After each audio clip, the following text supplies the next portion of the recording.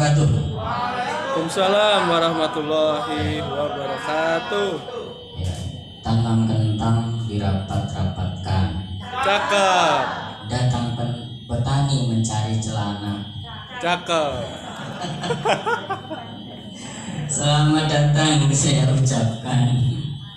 Semoga presentasi ini memberi makna. Asik.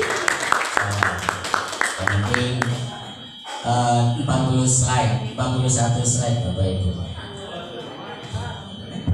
Sampai jam 5 ya. Baik, salam dan bahagia Bapak Ibu. Di siang hari ini yang pertama mari kita panjatkan puji syukur kepada Allah Subhanahu wa taala. Shalawat beserta salam semoga senantiasa tercurahkan kepada dunia kita Nabi Muhammad sallallahu alaihi wasallam. Yang saya hormati Kepala SMP Negeri 2 Jakarta Bapak Dr. Andes Selamat Supriyanto.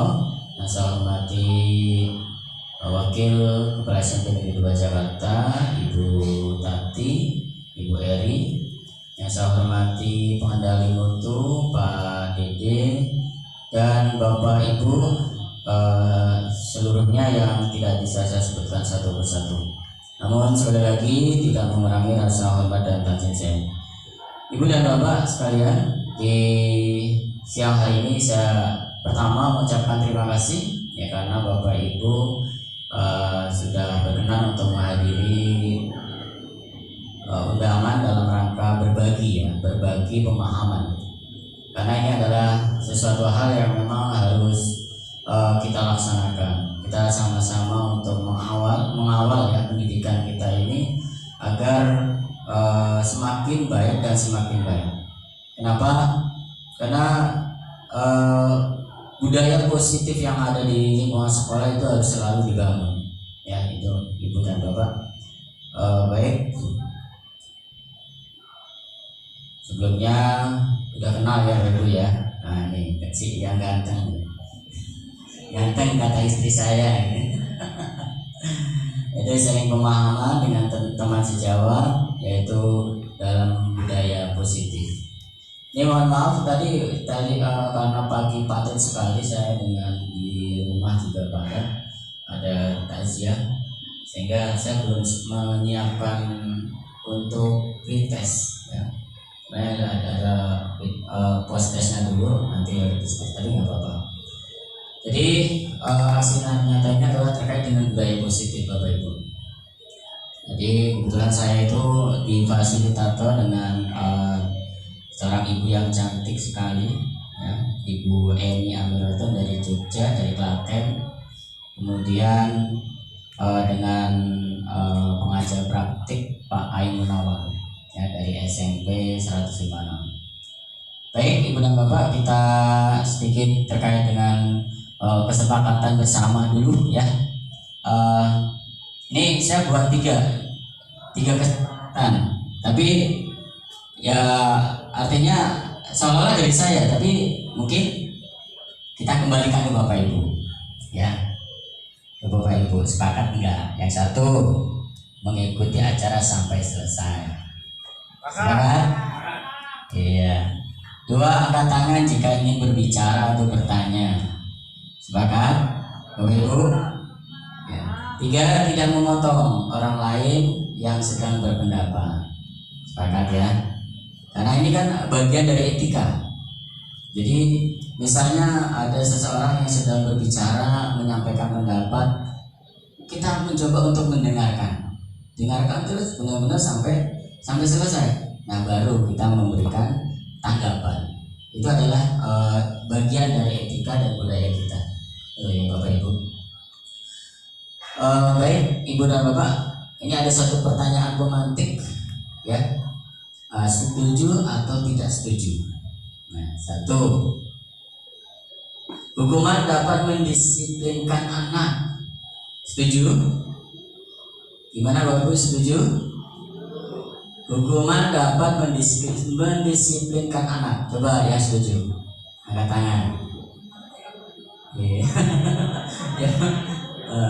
Ya, hukuman ya itu oke, baik. Nggak apa-apa, namanya berpendapat. Setuju ya? Oke, setuju.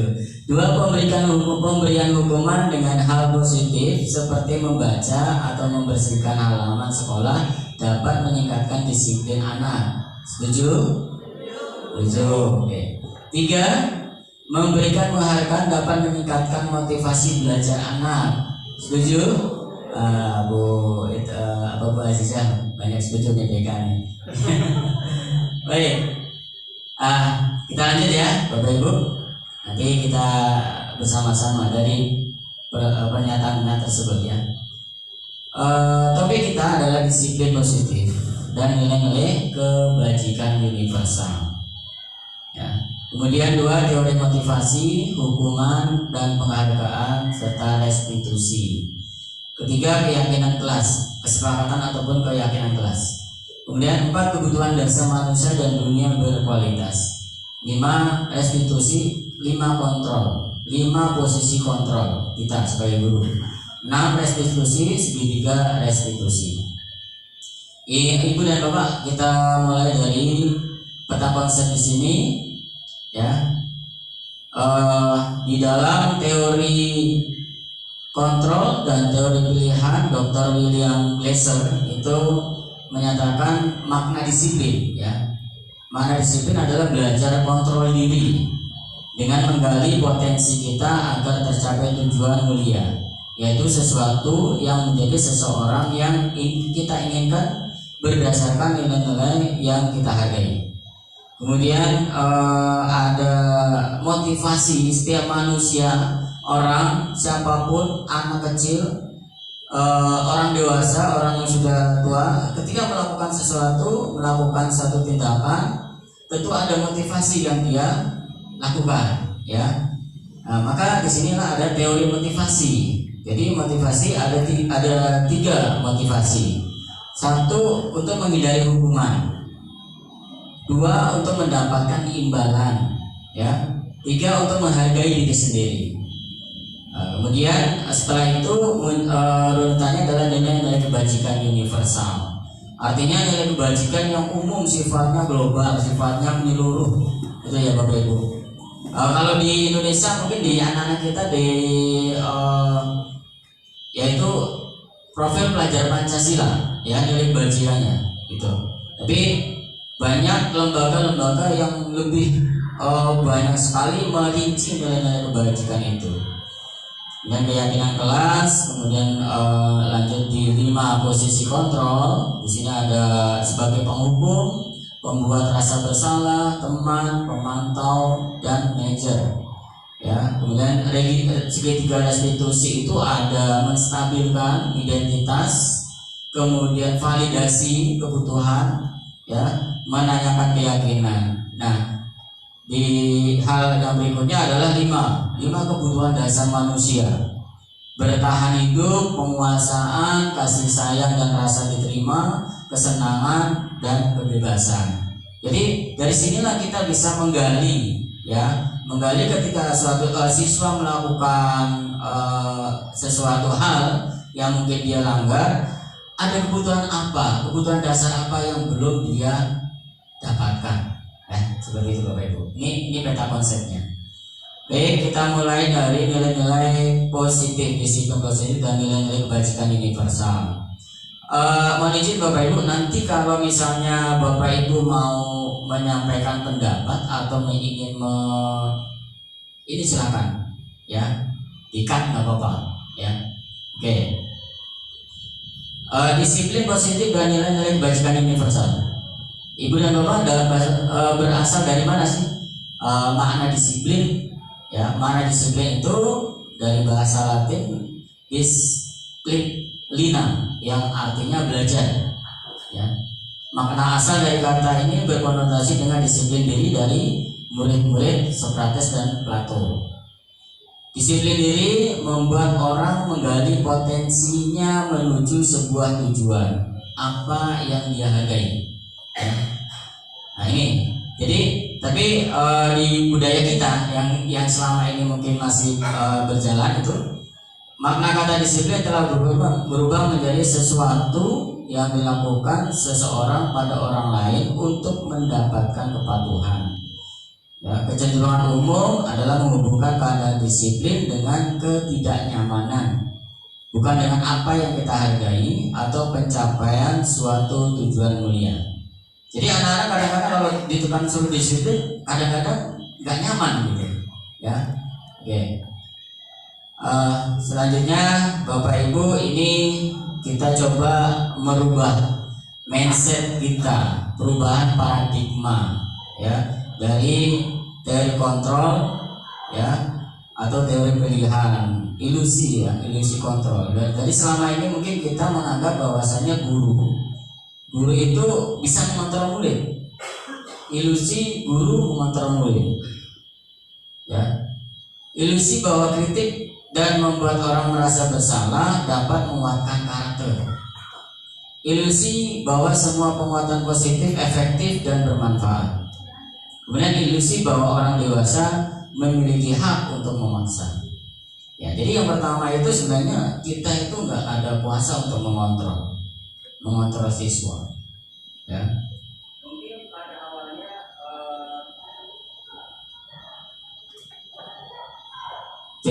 Mungkin pada awalnya siswa itu merasa dikontrol, ya. Tapi pada hal-hal yang lain dia akan merasa terbebas dari kontrol kita. Ya. Baik, nah ini perubahannya ini ada pada siapa sesungguhnya yang memiliki kontrol.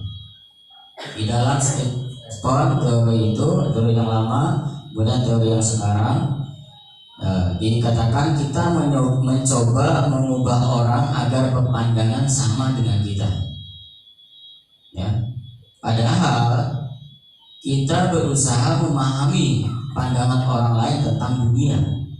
Jadi kita nggak bisa memaksakan orang lain untuk berpandangan sama dengan kita, gitu. Tapi kita seharusnya lebih memahami bahwasanya pandangan orang lain itu bisa berbeda dengan kita. Kita berusaha memahami, ya, artinya berusaha memahami pandangan tentang hal-hal lain pada orang lain. Kemudian perilaku buruk dilihat sebagai sebuah kesalahan, ya. Kemudian kita rubah semua perilaku memiliki tujuan. Jadi hal yang dia lakukan itu juga ada tujuannya, ya. Kemudian di dalam stimulus respon orang lain bisa mengontrol saya, ya.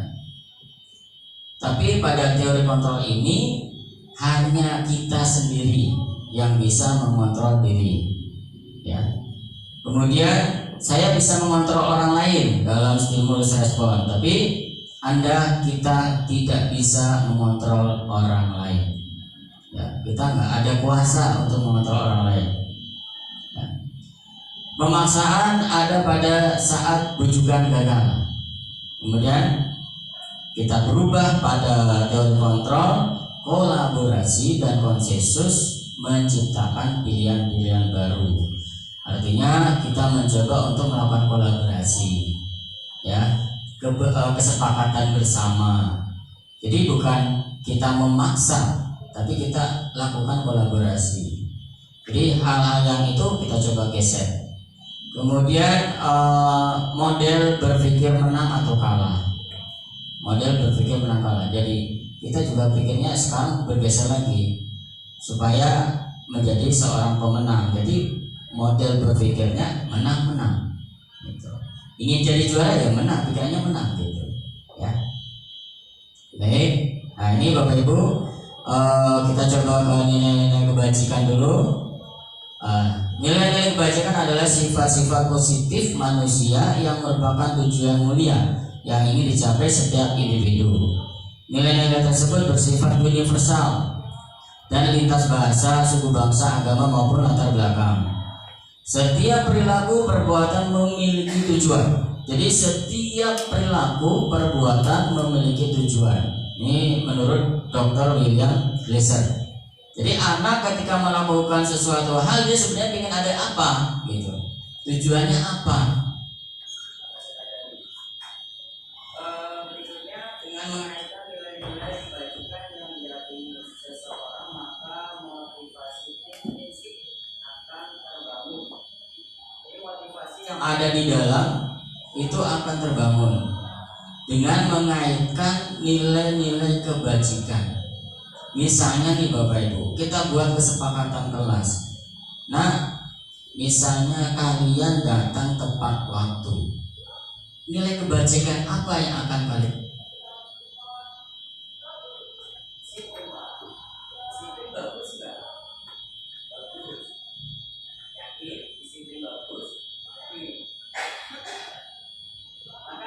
Dengan menggali nilai kebajikan yang ada pada anak, pada siswa, dia akan ada kesadaran. Sehingga motivasi fisiknya muncul, motivasi yang ada di dalamnya itu muncul, ya, seperti itu Bapak. Maka ini akan lebih kuat daripada motivasi dari luar. Jadi, sehingga menggerakkan motivasi.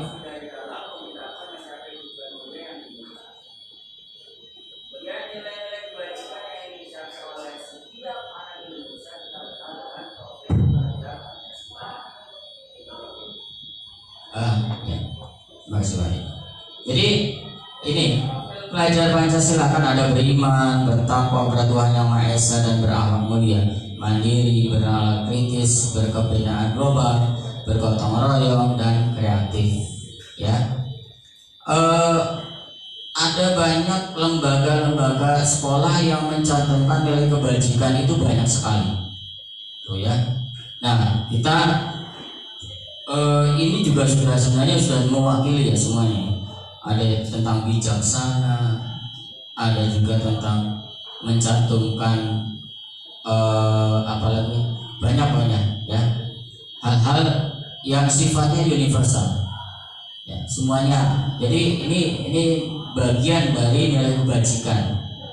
Nah, kita mengenal bahwasanya nilai kebajikan universal itu memang secara naluri kita sendiri ini manusia itu, oh iya itu benar, itu baik, itu hal yang positif seperti itu ya Bapak Ibu. Baik Bapak Ibu, kita coba bergeser lagi ke teori motivasi, hukuman dan penghargaan serta restitusi. Nah ini teori motivasi. Ketika seseorang melakukan sesuatu, dia kenapa? Mungkin untuk menghindari ketidaknyamanan, dia tidak mau melanggar mungkin karena takut dengan hukuman, ya. Maka ini adalah motivasi eksternal.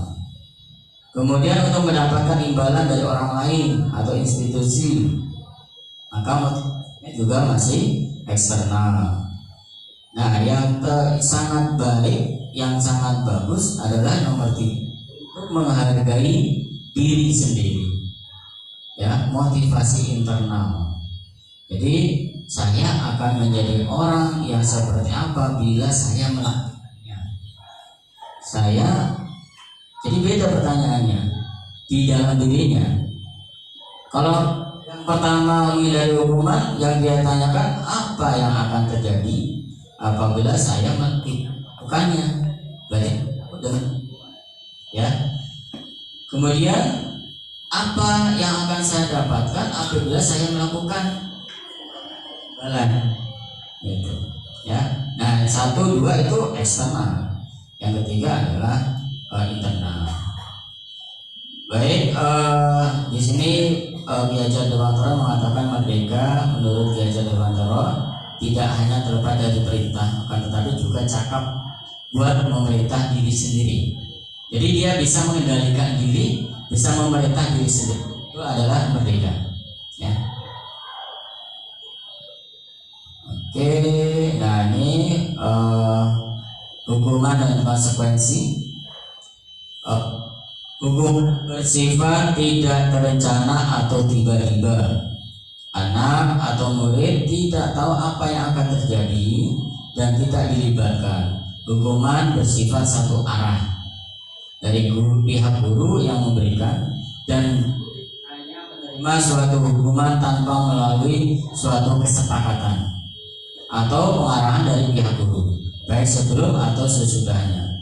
Hukuman yang diberikan bisa berupa fisik maupun psikis. Murid akan disakiti oleh suatu perbuatan ataupun kata-kata atau verbal. Nah, kemudian sementara disiplin dalam bentuk konsekuensi sudah terencana atau sudah disepakati, sudah dibahas dan disetujui oleh murid dan guru. Jadi umumnya bentuk-bentuk konsekuensi dibuat oleh pihak guru sekolah, dan murid sudah mengetahui sebelumnya konsekuensi yang akan diterima bila ada pelanggaran. Nah, Bapak Ibu, coba saya ingin nomor 1, mencatat 100 kali dalam buku. Dalam buku saya tidak akan terlambat lagi karena terlambat ke sekolah. Ini masuk hukuman atau konsekuensi? Dari membeli lapangan basket 2 kali karena terlambat dari sekolah. Hukuman atau konsekuensi? Hukuman. Dari membeli lapangan basket 2 kali karena terlambat hadir. Kemudian murid diminta untuk push up. Ya. Murid diminta untuk push up 15 kali karena tidak menggunakan masker ke sekolah. Hukuman apa konsekuensi? Ayo, hukuman apa konsekuensi? Yang konsekuensi? Ya, yang hukuman? Oke. Menggak kertas tugas teman yang telah dicoret-coret. Konsekuensi. Oke. Konsekuensi ya. Membersihkan tumpahan air di meja tulis karena tersenggol pada saat belajar. Hukuman apa konsekuensi? Konsekuensi. Murid disuruh untuk mengenakan sepatu seharian di sekolah karena tidak mengenakan sepatu hitam. Murid disuruh untuk mengenakan sepatu seharian di sekolah. Ini mungkin melepas maksudnya ya. Karena tidak mengenakan sepatu hitam. Ini hukuman apa konsekuensi? Jadi misalnya sekolah itu warna tata tertibnya hitam, tapi dia bukan hitam. Konsekuensi apa hukuman? Hukuman. Lari mengelilingi lapangan basket 2 kali karena terlambat 10 menit untuk pelajaran PJOPA. Masuk hukuman apa konsekuensi? Lari mengelilingi lapangan basket 2 kali karena terlambat 10 menit untuk pelajaran PJOPA. Hukuman apa konsekuensi kira-kira? Konsekuensi? Coba kita lihat. Oke. Nah, jadi benar yang pertama hukuman, kedua hukuman juga, push up juga hukuman, lari mengelilingi lapangan basket 2 kali karena terlambat 10 menit untuk pelajaran PJOPA. Itu masuk kategori konsekuensi. Ya. Kemudian murid disuruh untuk tidak mengenakan sepatu seharian, itu masuk hukuman. Ya. Jadi Bapak Ibu kadang gini Bapak Ibu, kadang kita memberikan hukuman yang sebenarnya tidak nyambung dengan apa yang dia langgar. Sering nggak Bapak Ibu? Misalnya nih, anak terlambat, kita sudah di kelas, terlambat. Sudah di kelas 10 menit. Akhirnya anak ini disuruh push up atau mungkin disuruh berdiri. Saya tanyakan, antara keterlambatan dengan yang berarti yang dilanggar waktu, yang terlambat waktu, tapi hukumannya suruh berdiri, nyambung nggak kira-kira? Nggak ada nyambungnya ya. Atau suruh push up, nggak ada keterkaitannya. Seharusnya ketika dia terlambat, ya nambah waktu, benar nggak? Ya, artinya yang dia langgar adalah waktu. Ya konsekuensinya nambah waktu, pulangnya lebih telat, itu seharusnya. Ya, misalnya juga anak tidak mendengarkan pada saat guru menjelaskan, dia ngobrol terus. Kemudian dipanggil suruh ke depan, suruh pegang telinga, suruh berdiri, suruh angkat kaki. Antara ngobrol dengan itu nyambung nggak? Tidak nyambung, ya. Makanya sebenarnya ada konsekuensinya nyambung apa yang dilakukan. Kalau tadi dia tidak mendengarkan, artinya itu yang dia langgar adalah kurangnya dari pemahaman, ya. Gitu. Maka yang harus dia lakukan hukumannya ya suruh jelasin kembali materi apa yang tadi disampaikan guru. Itu baru ada hubungannya. Gitu. Baik. Nah ini Bapak Ibu perbedaan hukuman dan konsekuensi. Hukuman sesuatu yang menyakitkan harus terjadi. Konsekuensi sesuatu harus terjadi. Hukuman membuat anak sakit fisik maupun hati untuk jangka waktu lama. Tapi konsekuensi membuat anak merasa tidak nyaman dalam jangka waktu pendek. Kemudian hukuman akan membenci kedisiplinan, ya. Bukan malah tambah disiplin pada hukuman, dia malah berontak. Ya. Kemudian konsekuensi anak menghargai disiplin. Hukuman sifatnya paksaan, konsekuensi sifatnya adalah stimulus dan tanggapan. Hukuman mendorong anak menyakiti diri sendiri, konsekuensi mendorong anak agar mudah menyesuaikan diri. Hukuman konsep diri yang buruk, konsekuensi konsep diri yang baik. Hukuman anak belajar untuk menyembunyikan kesalahan, tapi konsekuensi anak belajar untuk mematuhi peraturan. Kemudian marah, kalau hukuman itu marah, rasa bersalah, dipermalukan, merasa tidak dihargai. Maka ketika konsekuensi itu kehilangan hak, dibuat tidak nyaman, diasingkan untuk sementara, time off, jadi untuk sementara aja. Ya, ini Bapak Ibu. Kita coba itu tentang hukuman, kita coba ke restitusi. Mungkin nanti kaitannya dengan 5 kontrol ya. Ini restitusi Bapak Ibu. Ketika kita menghadapi siswa, kita lakukan restitusi. Apa sih restitusi? Proses menciptakan kondisi bagi murid untuk memperbaiki kesalahan mereka, sehingga mereka bisa kembali pada kelompok mereka dengan karakter yang lebih kuat. Jadi restitusi juga merupakan proses kolaborasi yang mengajarkan murid untuk mencari solusi untuk masalah mereka dan membantu murid berpikir tentang orang seperti apa yang ingin menjadi tujuan mulia dan bagaimana mereka harus memperlakukan orang lain. Oke, ini identitas gagal, kayaknya nggak perlu banyak banget, ini sesuatu harus terjadi tadi udah ya. Oke, nah ini ciri-ciri restitusi. Bukan untuk menebus kesalahan, namun untuk belajar dari kesalahan. Untuk memperbaiki hubungan, restitusi itu tawaran bukan paksaan. Restitusi menuntun anak untuk melihat ke dalam diri. Restitusi mencari kebutuhan dasar yang mendasari tindakan. Restitusi diri adalah cara yang paling baik. Restitusi fokus pada karakter bukan tindakan. Benar, restitusi fokus pada solusi. Restitusi mengembalikan murid yang berbuat salah pada kelompoknya. Oke, baik Bapak Ibu, kita ke keyakinan kelas. Nah, ini mengapa tidak peraturan saja, mengapa harus keyakinan kelas ini Bapak Ibu, atau kesepakatan. Kita memiliki peraturan harus menggunakan helm bila mengendarai kendaraan roda 2. Coba Bapak Ibu, kenapa? Bapak Ibu, nomor 1 nih, mengapa kita memiliki peraturan harus menggunakan helm bila mengendarai kendaraan roda 2?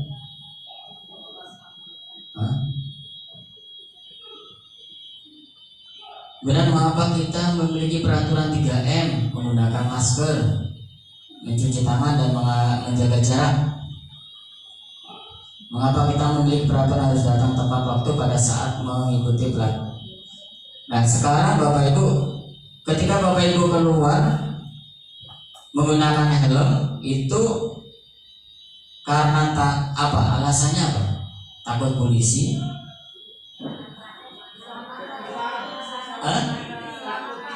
Takut ditilang? Jaga keselamatan diri? Ya. Tapi pertama takut ditilang, iya, iya kan? Yang pertama itu takut ditilang, takut polisi, berarti kan masih enggak ya? Kalau udah tujuannya karena menjaga keselamatan diri, untuk keamanan diri, berarti motivasinya udah dari dalam gitu. Iya, dalam yang pakai. Tapi jadi kadang takut polisi gitu. Oke. Nah ini Bapak Ibu, kalau kita membuat sebuah kesepakatan kelas, kemudian itu menjadi saya keyakinan, maka akan menjadi sebuah lingkungan positif di itu sampai lahirnya budaya positif di sekolah, ya. Oke. Nah ini ada kesepakatan dan keyakinan. Saya tanya lagi nih. Selalu kembalikan buku ke tempatnya. Keyakinan kelasnya apa nih kira-kira? Jadi keyakinan kelas itu seperti disiplin, tanggung jawab, dilarang mengganggu orang lain. Ini apa? Keyakinan kelasnya mengganggu orang lain. Keyakinan kelas itu adalah maksudnya nilai-nilai kebajikan ya, nilai-nilai baik gitu. Dilarang mengganggu orang lain, menghargai orang lain, ya. Hadir di sekolah 15 menit sebelum pembelajaran dimulai. Disiplin. Dilarang melakukan kekerasan. Berarti keyakinan kelasnya apa? Menghargai keselamatan orang. Dilarang menggunakan narkoba. Kesehatan, keyakinan kelasnya ya. Bergantian atau menunggu giliran. Disiplin. Gunakan masker. Kesehatan ya. Jangan berlari di kelas atau koridor. Menghargai atau keselamatan juga. Nah sebenarnya di sini kelihatannya kesepakatannya masih banyak yang kalimat-kalimat negatif ya.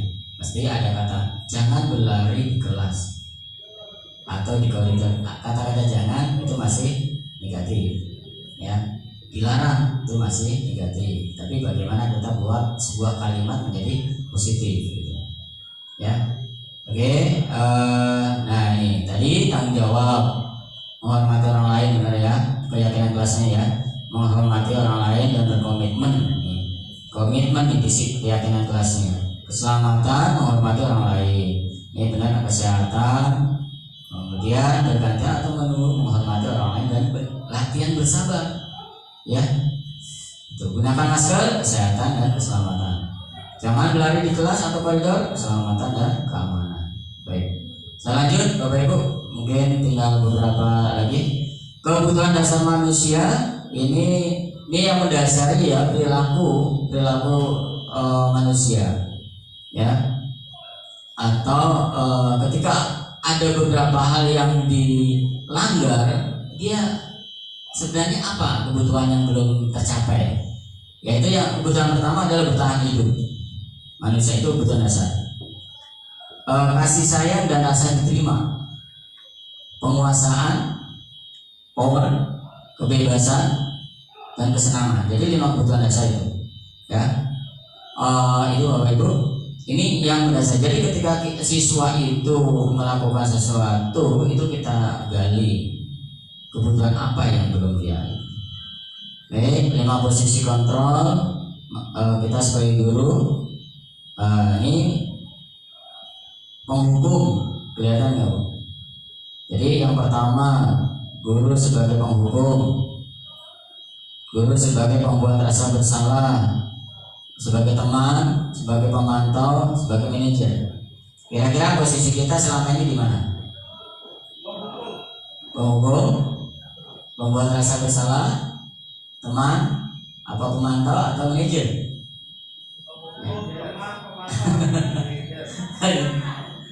Sampai mana? Ya. Iya, emang agak sulit ya.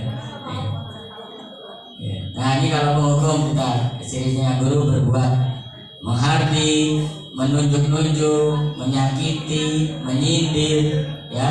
Ini Pembuat rasa bersalah berceramah dan mengatakan seharusnya, misalnya contoh, ibu kecewa, saya kecewa dengan perilaku kamu. Jadi anak-anak merasa bersalah gitu, ya.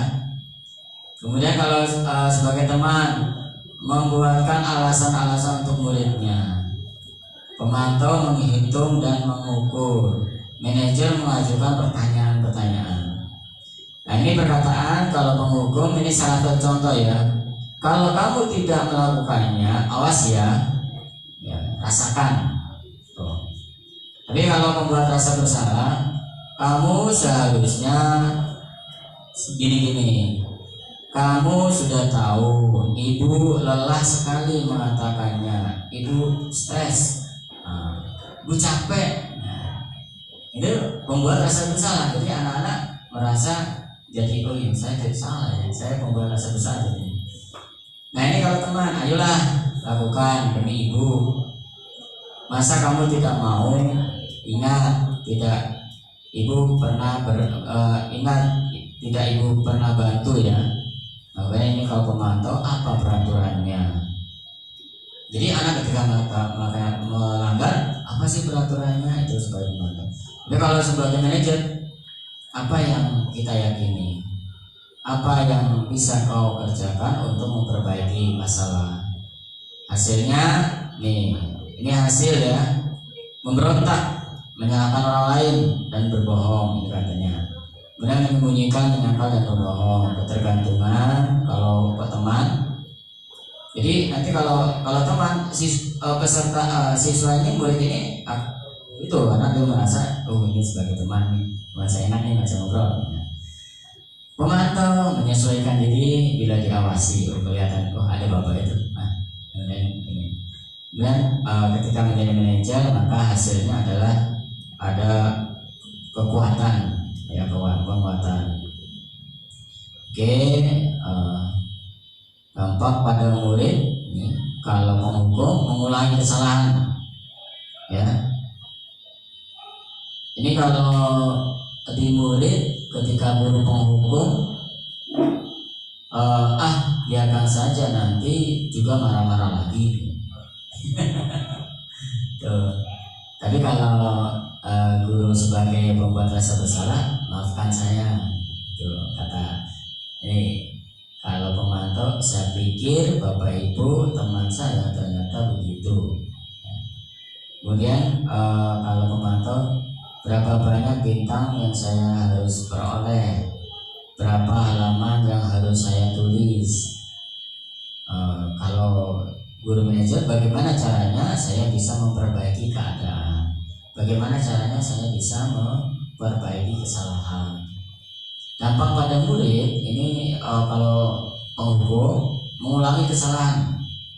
Kalau pembahasan besar merasa rendah diri, kalau teman lemah, tidak mandiri, tergantung ya, tergantung. Jadi menjadi ketergantungan kita kepada guru. Menitik beratkan pada sanksi atau hadiah untuk dirinya. Tapi kalau sebagai manajer maka dampak pada murid itu akan mengevaluasi. Ya, mengevaluasi diri, bagaimana cara memperbaiki diri. Oke, nah ini contoh-contoh pertanyaan. Saya sekali dengan kamu, nih pembuat rasa bersalah. Kamu tidak pernah melakukannya. Ini sebagai penghukum ya, bapak ibu ya. Ayolah, lakukan demi ibu, bapak, nih teman. Apakah kamu mau mendapatkan stiker bintang hari ini? Sebagai pemantau. Ya, bagaimana kamu bisa menyelesaikan masalah ini? Nah, ini manajer. Pertanyaan ini. Kamu selalu yang paling terakhir. Ini sebagai penghukum. Oke, ini bergerak ya, peraturan dan nilai manajer. Segitiga institusi, ini Bapak Ibu. Ada validasi kebutuhan, kemudian menstabilkan identitas dan menanyakan keyakinan. Ini hanya contoh ya. Ketika ada permasalahan di menstabilkan identitas itu contoh setiap orang pasti pernah melakukan kesalahan. Kamu bukan satu-satunya yang pernah melakukan ini. Ini bagian dari menstabilkan identitas. validasi kebutuhan, kamu tentu punya alasan mengapa melakukan ini. Adakah cara yang lebih efektif untuk mendapatkan apa yang kamu butuhkan? Ini bagian dari validasi kebutuhan. Kemudian kalau menanyakan keyakinan, nilai-nilai apa yang telah kita sepakati?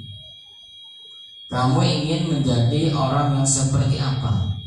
Nah, ini Bapak Ibu, segitiga institusi inilah yang bisa kita terapkan untuk menggali, untuk menstabilkan siswa, untuk memvalidasi kebutuhan. Baik, ini contoh menstabilkan identitas ya Bapak Ibu ya. Guru berkata, berbuat salah itu hal yang manusiawi, tidak ada manusia yang sempurna. Bapak Ibu juga buat salah, kita pasti bisa menyelesaikan masalah ini. Bapak Ibu tidak tertarik untuk mencari siapa yang benar, siapa yang salah. Bapak Ibu lebih tertarik untuk menyelesaikan masalah.